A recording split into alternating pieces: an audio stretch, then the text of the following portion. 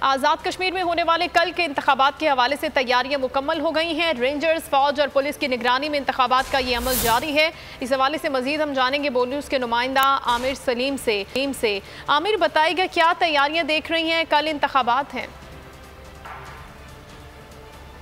जी बिल्कुल, इंतखाबात के हवाले से तकरीबन तमाम तैयारियां मुकम्मल कर ली गई हैं। जो रिटर्निंग ऑफिसर हैं उन्होंने जो प्रेसिडिंग ऑफिसर होते हैं उनको तमाम तर जो सामान है वो तरसील उस सामान की कर दी गई है। वो अपने अपने हलकों में अपने अपने इलाकों में जाके वो उन्होंने पोलिंग स्टेशन पे जो है वो जगह संभाल ली है। पोलिंग स्टेशन का जो रात को वो पोलिंग स्टेशन पे ही स्टे करेंगे। उसके बाद सुबह 8 बजे पोलिंग का अमल स्टार्ट होगा।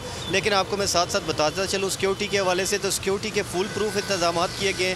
तमाम इंतखाबात जो होंगे, इंतखाबी अमल जो है वो पुलिस और फ़ौज की निगरानी में होगा।